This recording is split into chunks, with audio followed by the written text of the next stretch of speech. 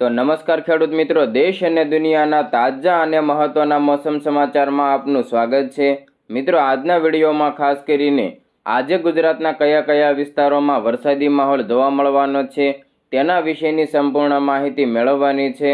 તો આ ઉપરાંત આગામી દિવસોમાં પણ ગુજરાતના કયા કયા વિસ્તારોમાં વરસાદ, વાવાઝોડા અને ચોમાસાની અપડેટ ઉપર પણ એક નજર કરવાની છે। તો વાવાઝોડા શક્તિને લઈને હવામાન નિષ્ણાત અંબાલાલ પટેલ, પરેશ ગોસ્વામી દ્વારા પણ જે આગાહી કરવામાં આવી છે તેના વિશેની સંપૂર્ણ માહિતી પણ મેળવવાની છે। તો વાવણી લાયક વરસાદ ક્યારે પડવાનો છે તે અંગેની સંપૂર્ણ ડિટેલ પણ મેળવવાની છે। તો વિડીયોને અંત સુધી નિહાળતા રહેજો। ચેનલમાં નવા આવો તો ચેનલને સબસ્ક્રાઇબ જરૂરથી કરી લેજો। દર્શક મિત્રો, સૌપ્રથમ હવામાન વિભાગ દ્વારા કરવામાં આવેલી આગાહી એટલે કે વાવણી લાયક વરસાદ, વાવાઝોડા અને ચોમાસાની અપડેટ ઉપર એક નજર કરીએ તો ગુજરાત ઉપર આગામી દિવસોમાં વાવાઝોડાનો ખતરો તોળાઈ રહ્યો છે અને અરબી સમુદ્રમાં નવી સિસ્ટમ બનવા જઈ રહી છે। તો બીજી તરફ ચોમાસું અરબી સમુદ્રમાં પહોંચી ગયું છે અને તેની નિર્ધારિત તારીખ કરતાં આગળ વધી રહ્યું છે। થોડા દિવસોમાં જ કેરળમાંથી ચોમાસાની શરૂઆત થવાની શક્યતાઓ છે। ગુજરાતમાં ચોમાસું પહોંચે તે પહેલાં જ મોટાભાગના વિસ્તારોમાં વરસાદ થવાની શક્યતા દેખાઈ રહી છે। આવનારા કેટલાક દિવસોમાં રાજ્યમાં વરસાદનું પ્રમાણ વધવાની શક્યતાઓ છે। હવામાન વિભાગે આગાહી કરી છે તે પ્રમાણે રાજ્યમાં આ અઠવાડિયાથી જ વરસાદનું પ્રમાણ વધવાની શક્યતાઓ છે અને કેટલાક વિસ્તારોમાં વધારે વરસાદ પણ પડી શકે છે। મે મહિનામાં ગુજરાતમાં સામાન્ય રીતે ઉનાળાની ભારે ગરમી પડતી હોય છે, પરંતુ આ વર્ષે પ્રથમ અઠવાડિયાથી જ રાજ્યમાં કમોસમી વરસાદની શરૂઆત થઈ ગઈ હતી, જેને કારણે ગરમીમાં ઘટાડો થયો હતો। હાલ અરબી સમુદ્રમાં બની રહેલી સિસ્ટમ ઉપર સૌ કોઈની નજર બનેલી છે કે આ સિસ્ટમ વાવાઝોડું બનશે કે નહીં અને બનશે તો કઈ તરફ જશે। મિત્રો, વાવણી લાયક વરસાદ ક્યારે નોંધાશે તેના ઉપર એક નજર કરીએ તો ગુજરાતના કેટલાક વિસ્તારોમાં હાલ જ કમોસમી વરસાદ પડ્યો છે અને હવે ચોમાસા પહેલાંના વરસાદની શરૂઆત થશે। હવામાન ખાતાના જણાવ્યા પ્રમાણે આગામી દિવસોમાં સૌરાષ્ટ્ર, દક્ષિણ ગુજરાતના ઘણા વિસ્તારોમાં વરસાદ વધવાની શક્યતાઓ છે। હવામાન ખાતાના જણાવ્યા પ્રમાણે મંગળવાર એટલે કે આજે સૌરાષ્ટ્રના અમરેલી, ભાવનગર, ગીર સોમનાથ, દીવ, આ ઉપરાંત મધ્ય ગુજરાતમાં વડોદરા, પંચમહાલ, દાહોદ હોય કે છોટાઉદેપુર, મહીસાગર જિલ્લાના વિસ્તારો, તો દક્ષિણ ગુજરાતના ભરૂચ, નર્મદા, સુરત, તાપી, નવસારી, વલસાડ, ડાંગમાં કેટલીક જગ્યાએ ગાજવીજ સાથે હળવાથી મધ્યમ વરસાદની સંભાવનાઓ છે। તે જ પ્રમાણે બુધવારે પણ સૌરાષ્ટ્રના રાજકોટ, ભાવનગર, અમરેલી હોય કે ગીર સોમનાથ, દીવ, ઉત્તર ગુજરાતના સાબરકાંઠા, ખેડા, આણંદ, પંચમહાલ, દાહોદ, મહીસાગર, સાબરકાંઠા, અરવલ્લી કેટલાક વિસ્તારોમાં ગાજવીજ સાથે હળવાથી મધ્યમ વરસાદની સંભાવનાઓ છે। જ્યારે મધ્ય ગુજરાતના વડોદરા અને છોટાઉદેપુર સિવાય દક્ષિણ ગુજરાતના ભરૂચ, નર્મદા, સુરત, તાપી હોય કે નવસારી, ડાંગ, વલસાડ જિલ્લાના વિસ્તારો તથા દમણમાં અમુક સ્થળોએ ગાજવીજ સાથે હળવાથી મધ્યમ વરસાદની સંભાવનાઓ છે। મિત્રો, હાલની સ્થિતિ પ્રમાણે ગુરુવારથી જ સૌરાષ્ટ્ર તેમજ દક્ષિણ ગુજરાતમાં વરસાદનું પ્રમાણ વધવાની શરૂઆત થાય તેવી શક્યતાઓ છે। હાલ છે એ મુજબ સ્થિતિ રહી તો તેમાં કોઈ મોટા ફેરફાર ન થાય તો આગામી 24થી લઈને 28 મે સુધી સૌરાષ્ટ્ર, મધ્ય ગુજરાત અને દક્ષિણ ગુજરાતના ઘણા વિસ્તારોમાં વાવણી લાયક વરસાદ થવાની શક્યતા પણ દેખાઈ રહી છે। જો અરબી સમુદ્રમાં બનેલી સિસ્ટમ ગુજરાત તરફ આવી તો સૌરાષ્ટ્ર અને દક્ષિણ ગુજરાતના કેટલાક વિસ્તારોમાં ભારેથી અતિભારે વરસાદનો માહોલ જોવા મળવાનો છે।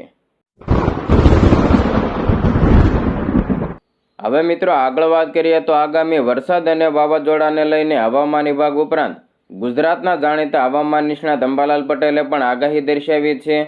હવામાન આગાહીકાર અંબાલાલ પટેલે જણાવ્યું કે રાજ્યમાં હજુ પણ સંકટના વાદળો મંડરાઈ રહ્યા છે। 21 મે સુધી ગુજરાતના અલગ અલગ ભાગોમાં વરસાદની સંભાવનાઓ છે। ખાસ કરીને સૌરાષ્ટ્ર, દક્ષિણ ગુજરાતમાં ગાજવીજ સાથે વરસાદ પડી શકે છે। રાજ્યમાં આંધી વંટોળની પણ આગાહી કરવામાં આવી છે।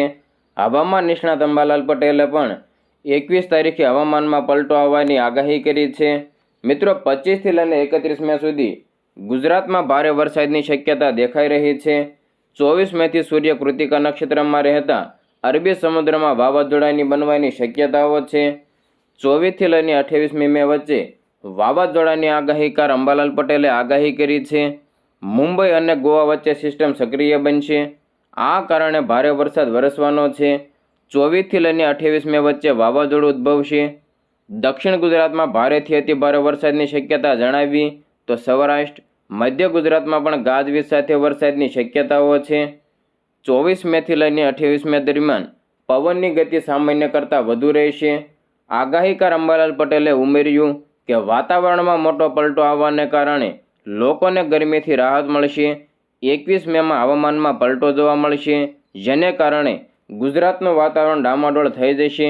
તેમણે વધુમાં જણાવ્યું કે રાજ્યના કેટલાક ભાગોમાં આંધી વંટોળ આવવાની પણ શક્યતાઓ છે. હાલમાં પણ આંધી વંટોળની શક્યતા દેખાઈ રહી છે. 24 મેથી સૂર્ય કૃતિકા નક્ષત્રમાં રહેતા અરબી સમુદ્રમાં વાવાઝોડા બનવાની શક્યતાઓ છે. તો 28 મેથી લઈને 31 મે વચ્ચે ગ્રહોના ફેરફારના યોગો હોવાથી 25થી લઈને 31 સુધી ગુજરાતમાં ભારે વરસાદની શક્યતાઓ છે. અંબાલાલ પટેલે ઉમેર્યું કે આ સમયે મુંબઈ અને ગોવા વચ્ચે ચક્રવાત બનવાની શક્યતાઓ છે. આ ચક્રવાતની અસર મોટાભાગના ગુજરાતમાં થવાની શક્યતાઓ છે.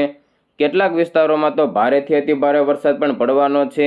5થી લઈને 6 જૂને રાજ્યમાં અણધારો વરસાદ થવાની પણ શક્યતાઓ છે.